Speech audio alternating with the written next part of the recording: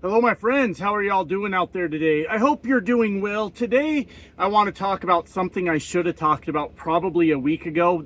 It's like a fire hose of information and news coming out with Donald Trump that I just kind of forgot. So I'm going to talk about this downfall of Joe Rogan and why I think it's deserved. And I know some of you are looking at me like I'm insane right now because you're like, Josh, don't you realize there's a lot of big news happening right now? Donald Trump was just yelling at Zelensky in the Oval Office. Shouldn't you be talking about that? Yeah, probably. I'll be honest with you. I'm still trying to wrap my head around it. I've been listening to video after video, and I don't know what my thoughts are yet. So either I get fired up later on today and have like good thoughts and make a video, or maybe I cover it tomorrow, or I don't know. So for anybody that's acting like I'm crazy right now because I'm not covering that when I absolutely should be, I'm at a loss. I was listening to it and I felt a kind of nervousness that I don't often feel in my life, and I'm just trying to come to terms with what I think of it.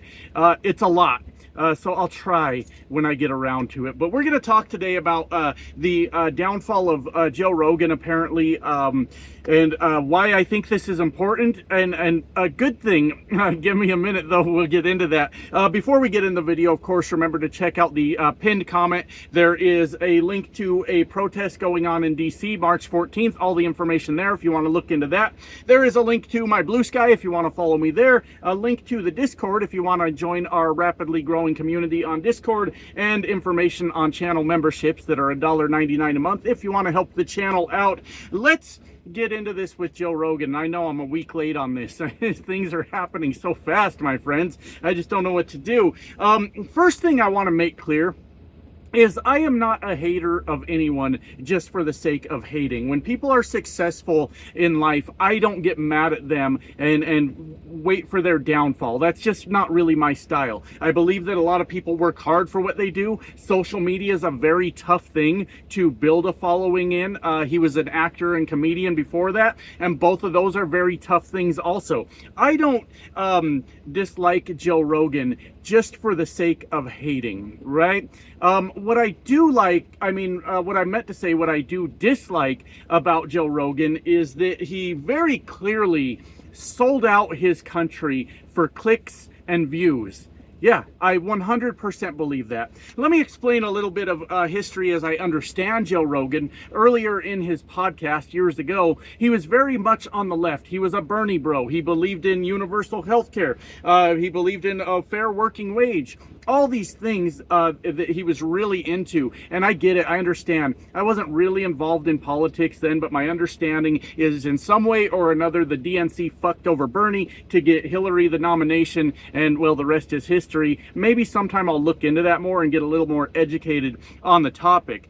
But a thing that I never really liked about Joe Rogan a lot of times, now I felt like he had really good opinions, really strong opinions when it came to all the Bernie stuff. I felt like he had his head on straight and was making a lot of sense. But a thing that's always bothered me about Joe Rogan, outside of a few examples like that, is I always thought of him as more of like a fence sitter, right? Like a person that didn't really have an opinion on anything. You know how the people show up in my comments with their brave stance about how both sides are the same? What a bold stance you have taken today, sir. Thank you for standing up for nothing. I love it. Like when I like people that have strong opinions, even if their fucking opinion's wrong. I at least like for people to stand up for themselves and believe in what they believe and not be afraid to speak that. It's a very, I know we live in MAGA world right now where all their opinions are fucking wrong. It's a nightmare. Have you heard these people? My God, now they'll believe anything, right? So all these town halls were being protested, not protested necessarily, but constituents were showing up to yell at their elected officials for all the bullshit that Donald Trump's administration is doing. So MAGA Mike Johnson goes on the news and says, oh, they were hired by the DNC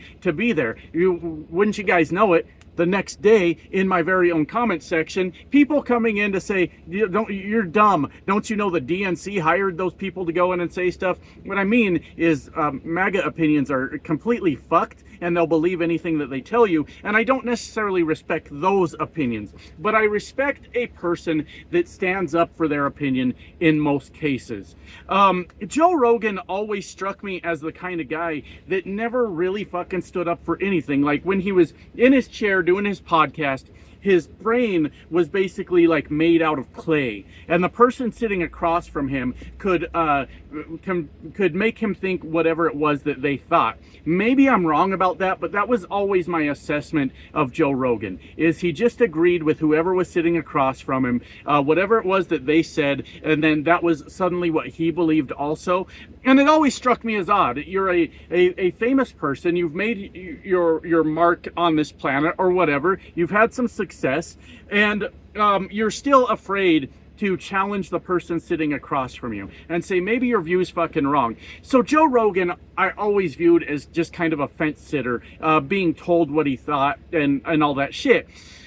And that became apparent when he started selling out America for clicks and views and all that shit. Because you know the problem is with these multimillionaires and even billionaires out there is they just don't have a fuck enough money. They're really struggling in life. They're having a hard time. And, you know, a few million just ain't enough to live on anymore. I mean, I don't know. I've never had a few fucking million, but that's the only reasonable explanation I can come up with.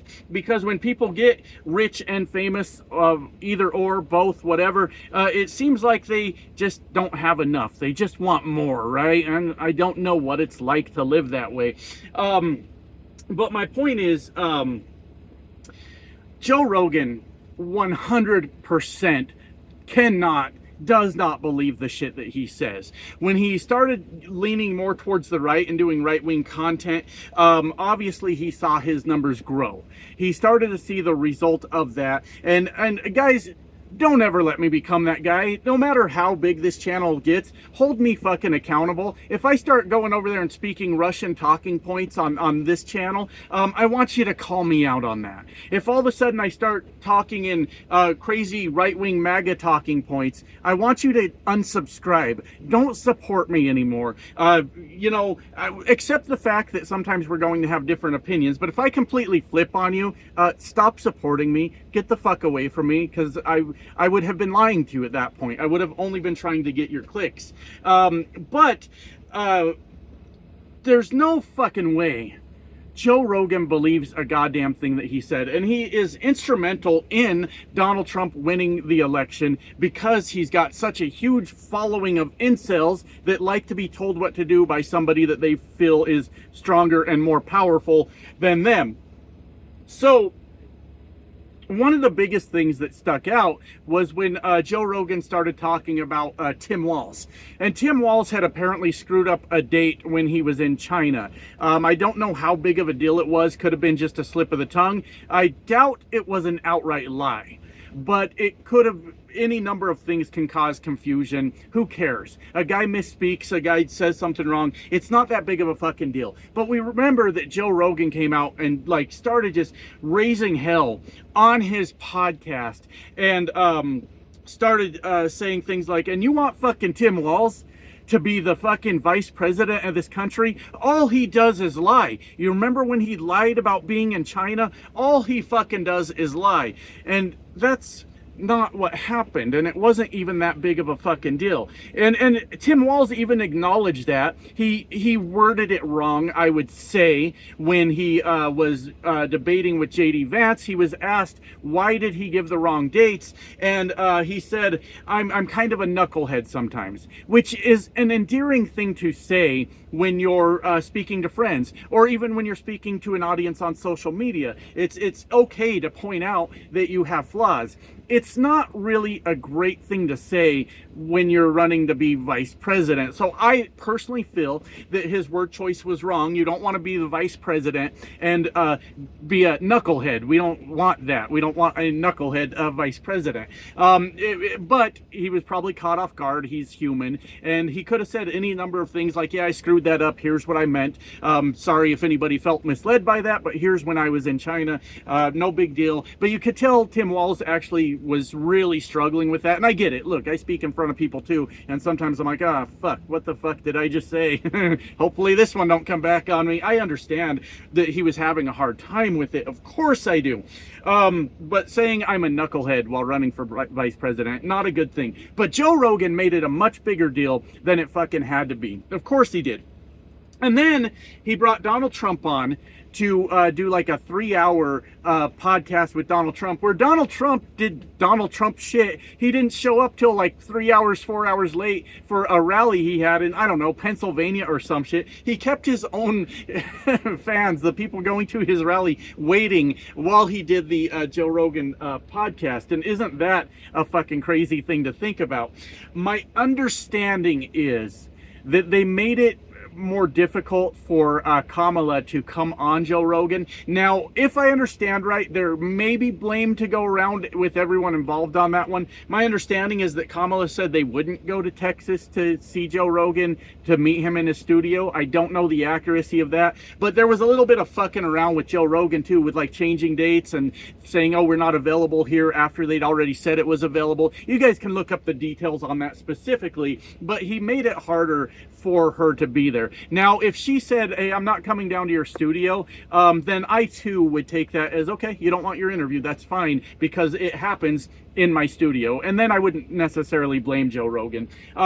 Should she have went on there? I don't know if it would have done any good, if I'm being honest with you, because Joe Rogan had already poisoned the minds of his audience with the whole thing about how Tim Walz is just a fucking liar. So I don't know that it would have made a big deal for her to do that. I don't know that it would have swayed anybody to vote the right way necessarily. But the point of all that is it was kind of a build-up to everything that's going on. After Joe Rogan straight up sold out his audience is what the fuck he did, and we're seeing that now in the numbers. Look, it's easy for a millionaire or billionaire in America to vote for Donald Trump because you get all the benefits of Donald Trump as president. The working class doesn't get them at all. And immediately after Donald Trump became president, there's people walking by my truck. I don't want to get them on the camera. But immediately after Donald Trump became president, look, we're only, I think, a little bit over a month into this. We are already seeing the absolutely disastrous results of this Donald Trump presidency. Stock market's getting fucking hammered. People are losing jobs like crazy. Farmers are worried that they're going to lose their farms. The markets in general are unstable because we don't know if there's tariffs or if there's going to be tariffs. Any number of fucking things that's going on. And it's been a fucking disaster already. Well, what's happening is that the average everyday working class people that are not Joe Rogan, that are not Donald Trump, that are not Elon Musk, the average everyday person that was a Joe Rogan viewer has most likely found out they got fucking lied to about how great things were going to be under Donald Trump, because it is not great for the average everyday American citizen.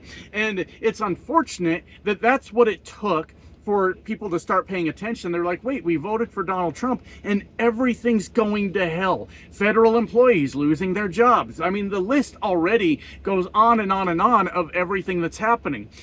So we know that Midas Touch, as of right now, has overtaken Joe Rogan as far as podcast streams, downloads, things like that.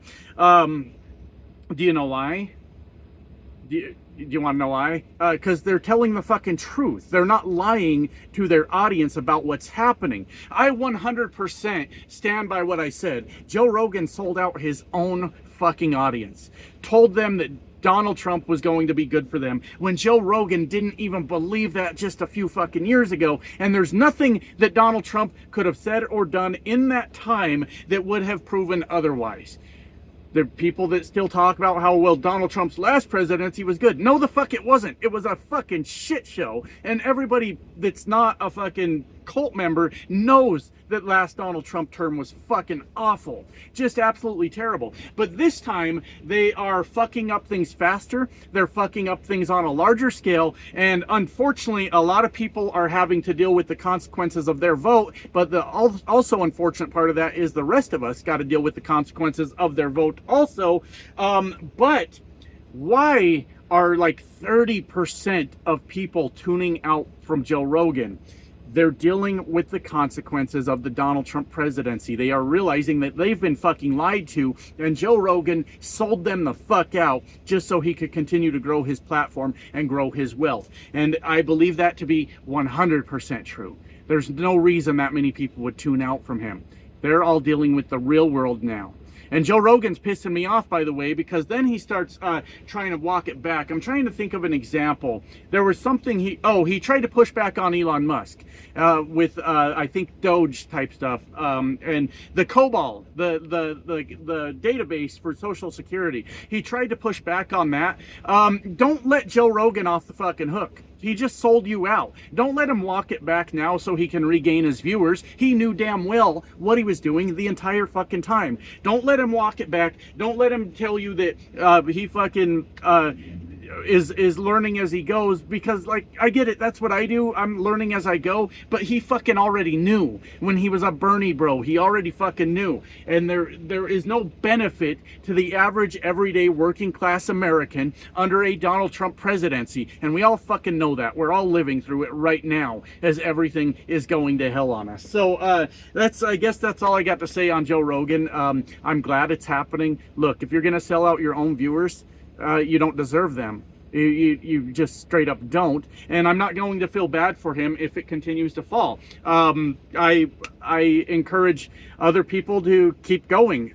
You know, Midas Touch, they work very hard. There's a lot of them. They kick out a video every 10 seconds. They're flooding the market with their videos, and I'm not talking shit about that. That may be the kind of strategy that it takes right now to start getting our voices out there, because the media, social media, is dominated by right-wing fucking lunatics that are doing it to sell out their own fucking audience. They're already millionaires. They don't care about you. They care about you getting in there to listen to their false outrage about things that aren't even fucking happening. Tim Walz is the biggest fucking liar in history. Are you shitting me right now? Dumb. Absolutely dumb. Anyways, I gotta get out of here, I guess. So I will talk to you guys on the next one. Love you. Bye now.